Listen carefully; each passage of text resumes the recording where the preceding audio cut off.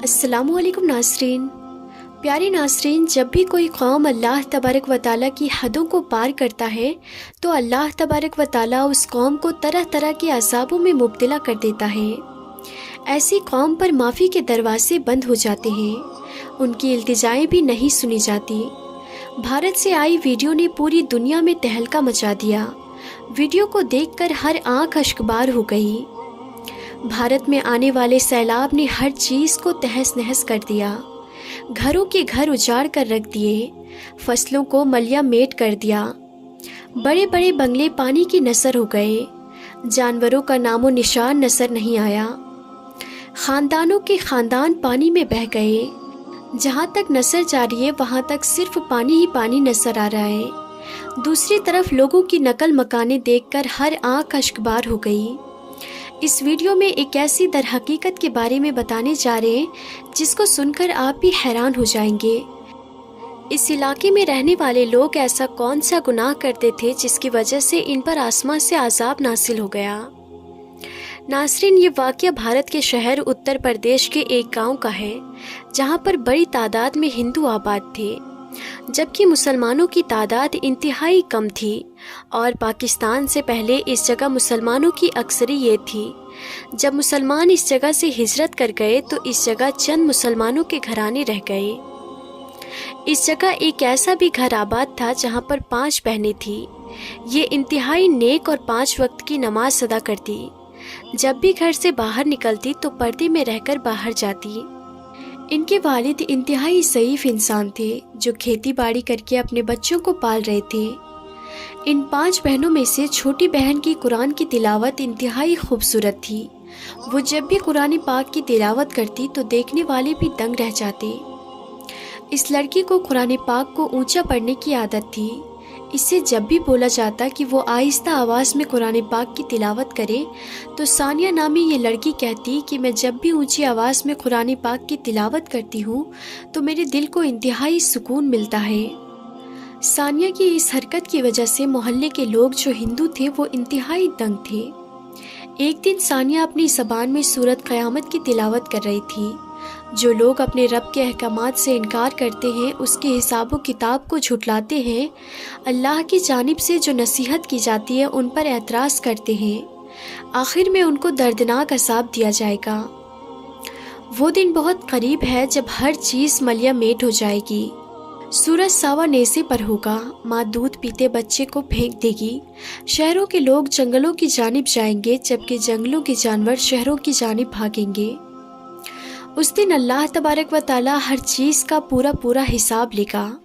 गांव के कुछ लोगों ने इन चीज़ों को सुन लिया। कहने लगे, ये तो हमें मलिया मेट करने के बारे में सोचती है। हम इसे बताते हैं कि किस तरह मुसलमानों को सबक सिखाया जाता है। इन लोगों ने ये तमाम बातें पूरे गांव को बता दी। पूरा गांव इन 5 बहनों का दुश्मन बन गया। सानिया जब भी घर से बाहर निकलती तो लोग इसका पीछा करते, रास्ते में खड़े होकर कहते, अब बुलाओ अपने रब को जो तुम्हारी मदद करेगा। हम देखते हैं तुम्हारा रब हम पर कौन सा अज़ाब नासिल करता है। तुम लोग हमें अपने रब का नाम लेकर डराते हो, हमें कहते हो क़यामत के दिन अल्लाह तबारक व तआला हर चीज़ का पूरा पूरा हिसाब लेगा। अपने रब से कहो हम पर वो अज़ाब भी दे जिसका तुम बार बार कह रहे हो। इस तरह ये लोग ना जाने कितनी बातें कर गए, मगर सानिया खामोशी से इनकी बातें सुनती रही। ये लोग जाते हुए सानिया को कह गए, अब हम किसी भी सूरत तुम लोगों को इस गांव में रहने नहीं देंगे। सानिया इन लोगों की बातों की परवाह किए बगैर कुरान पाक की तिलावत में मशरूफ़ रहती। उसे बस कुरान से इश्क था। दिन रात कुरान पाक उसकी ज़ुबान पर जारी रहता। इन 5 बहनों को इस बात का भी डर था कि कहीं गांव वाले उनके घर में धाबा ना बोल दें, क्योंकि उनका बाप बूढ़ा ज़ईफ़ था, जबकि भाई ना होने की वजह से ये लोग और भी सहमे हुए थे। सानिया से गांव की सरपंच की बेटी से दोस्ती थी। वो एक आला यूनिवर्सिटी से पढ़कर आई, लिहाजा वो इन 5 बहनों का एहतराम करती। 5 माह गुजर गए। सरपंच की बेटी ने जब तर्जुमे के साथ कुरान पाक का तर्जुमा पढ़ा तो उसके दिल की दुनिया ही बदल गई। वो कुरान पाक पढ़ने और सानिया की तिलावत सुनने के लिए उसके पास आने लगी। यूँ चंद माह के बाद उसने कलमा पढ़ा और वो मुसलमान हो गई। جیسے ہی یہ بات سرپنچ کے گھر والوں اور گاؤں والوں کو پتہ چلی تو پورے گاؤں میں کوہرام مچ گیا۔ گاؤں کے تمام لوگ آبے سے باہر ہو چکے تھے۔ ہر کوئی چاہتا تھا کہ وہ ان کے گھر میں داخل ہو کر ان سے تمام حدیں پار کرے۔ اس طرح یہ اپنے کام سے باز نہیں آئے گی۔ سرپنچ کی بیٹی کا اسلام قبول کرنا ان لوگوں کے لیے وبال بن چکا تھا۔ چنانچہ شام کو پنچایت اکٹھی ہوئی۔ یہ پانچوں بہنیں بھی پنچایت کے سامنے پیش ہوئی۔ سرپنچ کا غصہ آسمان کو چھو رہا تھا۔ وہ کہنے لگا، تم لوگ گاؤں کے لوگوں کو گمراہ کر رہے ہو، اسی لیے تمہارے لیے بہتری اسی میں ہے تم اس گاؤں کو چھوڑ کر چلے جاؤ۔ ہم تمہیں 7 دن کا وقت دیتے ہیں۔ یہ لوگ روتے ہوئے گھر میں واپس آ گئے۔ ان لوگوں کے پاس انتہائی کم وقت تھا۔ باپ سوچنے لگا کہ میں اپنی بیٹیوں کو لے کر کہاں جاؤں گا؟ میرے بعد میری بیٹیوں کا کیا بنے گا؟ گاؤں کے نوجوان کسی بھی صورت ان لوگوں کو آسانی سے نہیں جانے دینا چاہتے تھے۔ وہ ہر صورت میں ان کے ساتھ اپنی تمام خواہشات کو پورا کرنے کی کوشش میں تھے۔ نوجوانوں کو پتہ تھا کہ بوڑھا ضعیف باپ کچھ بھی نہیں کر سکتا۔ ایک دن یہ تمام لوگ گھر کے گرد بھوکے کتوں کی طرح جمع ہو گئے۔ رات انتہائی گہری تھی۔ ہلکی ہلکی بارش میں پرندے بھی گھونسلوں میں آرام کر رہے تھے۔ پانچوں بہنوں نے دروازوں کو اندر سے بند کر لیا۔ اللہ تبارک و تعالیٰ کے آگے سجدے میں گر پڑی اور دعا کرنے لگی کہ یا اللہ، تو ہی ہمیں ان لوگوں سے بچا سکتا ہے۔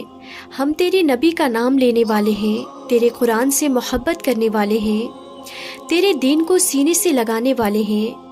یا اللہ، تو ہمیں اس طرح بچا لے جس طرح تو نے حضرت یونس علیہ السلام کو مچھلی کے پیٹ سے بچایا، اور حضرت ابراہیم علیہ السلام کو آگ سے، اور حضرت موسیٰ علیہ السلام کو سمندر سے نکالا۔ یہ پانچوں بہنیں اللہ تعالیٰ کے آگے رو رو کر دعائیں کر رہی تھی۔ اتنے میں آسمان سے تیز بارش برسنے لگی، آسمان سے برف گرنے لگے، لوگوں کی آوازیں آ رہی تھی، بھاگو سیلاب آ گیا، بھاگو سیلاب آ گیا، اور ہر کوئی اپنے آپ کو بچانے کے چکر میں تھا، مگر ان بہنوں کو باہر کے بارے میں کچھ بھی خبر نہ تھی۔ گاؤں کے پاس نہر کا بند ٹوٹ چکا تھا۔ پانی گاؤں والوں کی چھتوں کو چھونے لگا۔ پانی کی رفتار اس قدر تیز تھی وہ سامنے آنے والی ہر چیز کو بہا کر لے جاتی۔ جو لوگ درختوں کے اوپر بیٹھے تھے وہ بھی پانی کی نذر ہو گئے۔ صبح یہ پانچوں بہنوں اور ان کے باپ گھر سے باہر نکلے تو یہ دیکھ کر حیران تھے کہ پورے گاؤں کا نام و نشان ہی مٹ گیا۔ صرف ان کا ہی ایک کمرہ باقی بچا ہے جس میں یہ موجود تھے۔ جیسے ہی یہ سب بھی کمرے سے باہر نکلے تو وہ بھی گر گیا۔ یوں قدرت نے ان کو بچا لیا، ان کی دعائیں قبول ہو گئی۔ گاؤں والوں کی خواہشات پوری نہ ہو سکی، ان کا نام و نشان بھی مٹ گیا۔ اللہ تبارک و تعالیٰ واحد ہے، اس کا کوئی بھی شریک نہیں ہے۔